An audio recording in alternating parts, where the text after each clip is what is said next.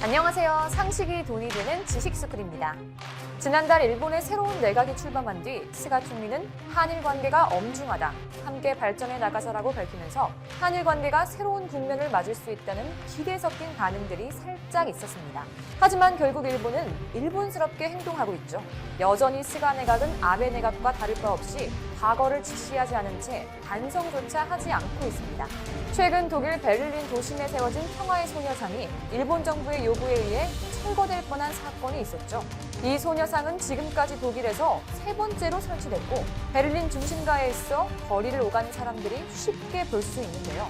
이번 설치는 독일 내 민간단체인 코리아 협의회가 시 공무원과 독일 시민들을 오랜 기간 만나며 소녀상이 베를린에 필요한 이유를 설득한 끝에 허가를 얻어 설치한 소중한 소녀상입니다. 그런 평화의 소녀상을 일본의 요구를 받고 철거 명령을 내렸지만 다행히 각계의 반발이 확산됐고 베를린시는 철거 명령을 전격적으로 철회했습니다. 일단 지금도 평화의 소녀상은 자리를 지키고 있지만 과거 역사적 과오를 지속적으로 사과하며 반성하는 모습을 보였던 독일이 어째서 같은 전범국이었던 일본의 요구를 받아들인 걸까요? 그 이유를 지금부터 자세히 파헤쳐 보겠습니다. 영상 시작 전 좋아요와 구독 부탁드립니다.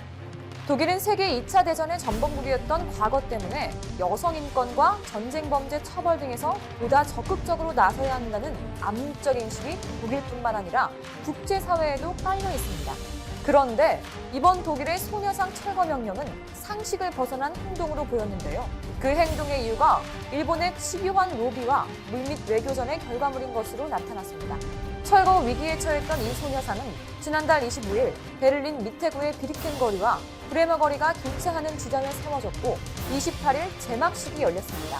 그런데 독일 공공장소에선 처음으로 세워진 이 소녀상이 세워진 지 단 12일 만에 사라질 위기에 처했던 겁니다. 베를린 미테구청은 지난 7일 코리아 협의회에게 14일까지 자진 철거하지 않을 경우 강제 집행을 하고 비용을 청구하겠다며 철거 요구 공문을 통보했었습니다. 사실 이미 해외에서는 소녀상 설치의 의미를 잘 알고 있죠. 물론 독일도 알고 있습니다. 일본 강점기 종군위안부들의 피해를 알리면서 여성을 향한 전쟁 범죄를 막자는 취지로 미국의 LA 인근 글렌데일, 버지니아주 애넨데일 등에 잇따라 설치되면서 그 의미도 같이 홍보되었기 때문입니다. 하지만 일본은 소녀상의 의미를 왜곡하며 집요하게 로비를 했습니다. 주독 일본 대사관은 베를린 당국에 철거 요청을 전달할 때 위안부 피해자라는 인권 문제가 아닌 한일 간 외교적 충돌로 그 의미를 왜곡하고 바꾸려 시도했습니다. 여기에 가토 가스노부 일본 관방장관은 최근 독일 수도 베를린 거리에 평화의 소녀상이 세워진 것에 대해 지극히 유감스러운 일이라고 생각한다고 밝히며 베를린 지역 당국까지 압박했죠. 심지어는 모테기 도시미스 일본 외무상이 직접 하이코 마스 독일 외무장관에게 전화해 다양한 사람들이 공존하는 베를린시에 소녀상이 놓인 것은 적절하지 않다며 철거를 요구하는 등 끈질기게 자신들의 역사를 부정하고 나섰는데요. 일본 오익 성향 상케이 신문에 따르면 일본군 위안부 문제가 최종적이고 불가역적으로 해결된다는 점을 확인한 2015년 한일 외교장관 합의 취지를 설명했고 마스 외교장관은 일본의 강한 우려를 이해한다고 호응했다고 합니다. 그러나 일본 정부는 당시 이 같은 대화 내용은 공개하지 않았고 나중에 일부 언론 보도로 알려졌습니다. 이는 한국 정부가 철거 움직임을 견제하지 못하게 하기 위해 대화 내용을 밝히지 않았던 겁니다. 또 독일은 지방자치단체의 권한이 강하다는 점을 파악하자 독일 주재 일본 대사관을 통해 독일 정부뿐만 아니라 미테구에도 이 문제와 관련한 일본의 입장을 반복해 설명했습니다. 이에 미테구는 소녀상 허가 취소 및 철거를 명령하면서 국가 간 역사 논쟁에서 한쪽을 돕는 것은 피해야 한다는 견해를 표명했죠. 즉 일본 정부는 관방장관과 외무상, 주독 일본 대사관 등 다양한 루트를 통해 평화의 소녀상 문제를 한일 간 외교 분쟁 사안으로 만들어 독일이 부담을 느끼도록 만들었습니다. 뿐만 아니라 민족주의를 사실상 파시즘으로 여기는 독일의 정서를 이용해 일본군 위안부 피해자 문제를 상징하는 평화의 소녀상을 단일 민족주의로 몰아가는 전략을 구사하고 있었죠. 결국 정확히 확인을 하지 않은 독일 당국도 문제가 있지만 평화의 소녀상의 의미를 왜곡하며 전달하는 일본이 더 큰 문제입니다. 그리고 문제의 끝판왕이 있습니다. 이렇게 일본의 왜곡된 소녀상 철거 요구가 처음이 아닌데다가 실제로 철거가 이뤄진 전적이 있다는 겁니다. 2018년 12월 28일 필리핀 라구나주 산페드로시에 설치했던 평화의 소녀상이 설치 이틀 만인 그달 30일에 철거된 데 이어 독일에서 세워진 또 다른 소녀상들이 옮겨지거나 철거되는 일들도 있었습니다. 심지어 독일의 한 나치 강제 수용소 기념관에 전시된 10cm도 채 안 되는 초소형 평화의 소녀상마저 기념관 측을 압박해 철거하도록 한 것이 뒤늦게 드러났습니다. 이때마다 일본과 한국 정부가 위안부 문제에 대해 2015년 최종적이고 불가역적인 합의를 했다면서 마치 국제사회가 한국 정부의 잘못된 행위를 시정할 것을 기다린다는 식으로 왜곡했습니다. 이렇게 일본의 엄청난 로비와 공작, 왜곡된 정보 전달 등을 저질러 이뤄온 것들에 마치 한국을 이겼다고 자화자찬하는 모습이 비상식적이고 참 문제가 많은데요. 이번에도 베를린 소녀상의 철거 명령이 떨어졌을 때 일본 정부는 외교 성과로 자찬하는 분위기였습니다. 일본 정부 대변인인 가토 가스노부 관방장관은 계속 상황을 주시하겠다며 전향적인 움직임이라고 평가했습니다. 또 산케이 신문은 전쟁이 벌어진 때 여성에 대한 성폭력을 비난하고 여성의 인권을 호소한다는 명분으로 위안부상 설치를 계속해온 한국 측의 수법이 국제사회에서 통하지 않게 된 것을 보여준다고 주장했죠. 하지만 결국 정의는 승리합니다. 철거 위기에 물렸던 평화의 소녀상이 우리 교민과 전 세계의 시민들의 노력 덕분에 유지될 수 있는 희망이 생겼거든요. 철거 명령이 떨어진 평화의 소녀상을 지키기 위한 항의 시위를 위해 현지 시각 13일 미테구 거리 평화의 소녀상 앞에 시민 400명이 모였고 현지 교민뿐 아니라 독일 시민과 일부 일본인도 함께했습니다. 시위 참가자들은 소녀상은 베를린에 머물러야 한다. 우리는 베를린 평화의 소녀상 철거를 반대합니다 등의 문구가 독일어, 영어, 한국어로 쓰인 흰팻말을 들고 소녀상 철거 명령 철회를 요구했습니다. 또 실제 위안부 사진이 담긴 플랜카드와 아시아 태평양 전쟁 이후의 미투 운동의 역대를 보여달라는 내용의 대형 플랜카드도 등장했죠. 한 참가자는 위안부 피해자였던 고 박영신 여사의 사진을 들었고 소녀상 앞엔 색색의 꽃다발과 화분이 놓여 있었습니다. 이뿐만이 아닙니다. 시민들은 이후 미테구청을 향해 30분간 행진하면서 베를린이여 용감해져라 등의 구호를 외쳤습니다.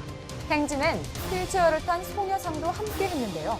구청 앞에서도 집회를 이어가며 독일 시민과 언론에 소녀상 철거 요구의 부당성을 알렸습니다. 진심에 화답하듯 집회 현장에선 미테구청장이 직접 나와 항의 서한을 전달받았습니다. 그는 찬성 또는 반대하는 어떤 논거들이 있는지 그리고 우리가 신중하게 검토했는지 볼 것이라며 조화로운 해결책을 논의하자고 말했습니다. 이어 며칠간 소녀상 관련 역사를 배웠다며 시민 참여가 인상 깊다고도 했죠. 이에 베를린시는 법원이 기본적인 평가를 할 수 있을 때까지 소녀상을 당분간 그대로 놔둘 것이라고 밝혔습니다. 이런 움직임은 해외 각지에 있는 지식인들, 특히 독일 지식인들 사이에서도 활발히 나타나고 있습니다. 일본 역사교과서 문제를 비롯해 일본 신우익 수정주의에 정통한 독일의 일본 학자인 추테피 리히터 교수는 일본의 평화의 소녀상 철거 압박에 굴복한 독일 외무부와 베를린시 미테구청을 강도 높게 비판했습니다. 또 독일의 많은 지식인들 역시 위안부 문제를 단순히 두 나라 사이 외교 정치적 문제라고 주장하는 것은 전범 국가들이 행한 여성들에게 가해졌던 폭력의 문제를 무시해버린 잘못된 사고다라며 신우익 세력들이 과거사를 두고 벌이는 기억투쟁의 하나라는 점을 지적했습니다.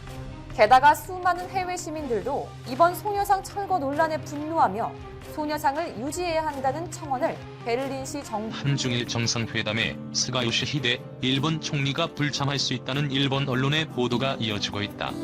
아사히 신문은 14일 한국 정부가 징용공 문제와 관련해 일본이 수용할 수 있는 해결책을 제시하지 않는 한 스가 총리가 방한할 수 없다는 입장을 전달했다며 스가 총리 취임 이후 첫 한중일 정상회담의 조기 개최는 사실상 어렵게 됐다고 보도했다.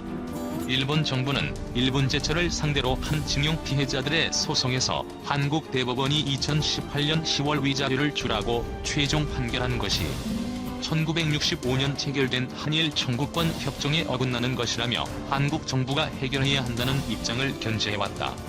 이 소송의 원고 측은 피고 기업인 일본 제철이 판결 이행을 거부하자 손해배상 채권 확보를 위해 일본 제철과 포스코의 비상장 한국내 합작법인인 B&R 주식압류를 법원에 신청해 현금화하는 절차를 밟고 있다.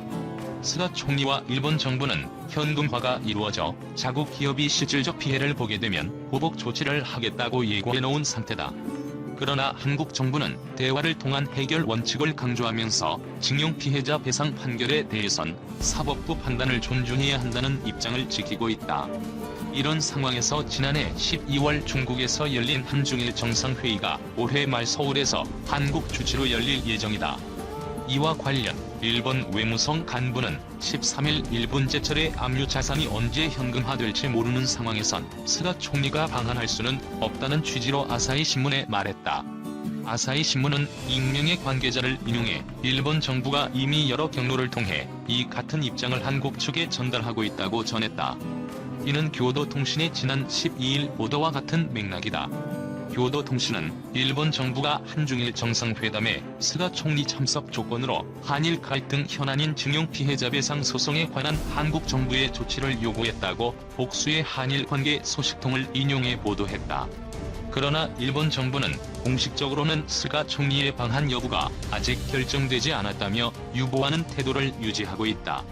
일본 정부 대변인인 가토 가스노부 관방장관은 13일 기자회견에서 일본 기업 압류 자산의 현금화가 이루어지면 한일 관계에 심각한 상황을 초래함으로 피해야 한다며 한국에 일본이 수용할 수 있는 해결 방안을 제시할 것을 요구하고 있다고 말했다.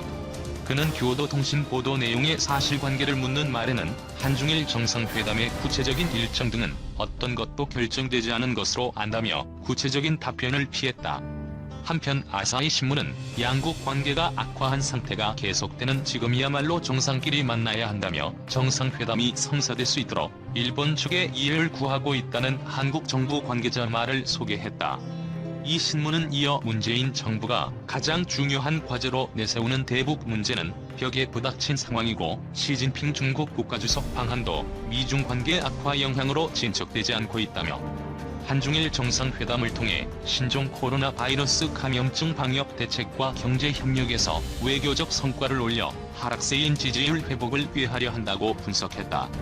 일본 정부가 한중일 정상회담 참석 여부를 협상 카드로 내걸고 한국이 일제강점기 징용 문제 해결책을 마련하라고 압박한 것으로 알려지면서 일본 정부의 일관성 없는 태도가 도마 위에 올랐다.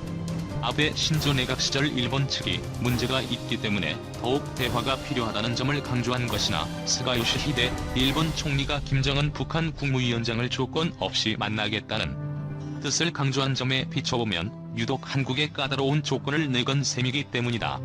아베는 총리 재임 중인 2015년 3월 한일 정상회담이 장기간 열리지 않는 것과 관련해 참의원에 출석해 만난다거나 만나지 않는다는 것 자체를 협상 카드로 써서는 안 된다고 생각한다고 말했다. 그는 당시 과제가 있을수록 정상은 전제 조건 없이 흉금을 터놓고 대화하는 것이 중요하다고 생각한다고 언급해 한국 측이 정상회담 개최 자체를 협상 카드로 쓴다는 인식을 내비치기도 했다. 스가 총리는 관방장관으로 재직하던 2015년 9월 기자회견에서 한일 관계와 관련해 우리나라는 대화의 문은 항상 열어놓고 있다며 이란 양국은 동북아의 평화와 안정을 위해 함께 책임을 갖고 있는 입장이기 때문에 전제 조건 없이 정상이 흉금을 터놓고 회담하는 것이 바람직하다고 생각한다고 말하기도 했다. 하지만 일본 정부는 상황에 따라 태도를 바꿨다. 징용 판결 이후 양국 관계가 경색된 가운데 작년 6월 일본이 주요 20개국 정상회의를 개최했는데 당시 아베 총리는 의장국이면서도 문재인 대통령과 정상회담을 하지 않았다. 문 대통령이 정상회의를 앞두고 아베 총리와 회담할 수 있으면 좋은 일이라는 견해를 직접 밝혔고 실무선에서 실현 방안을 모색했지만 회담은 이루어지지 않았다.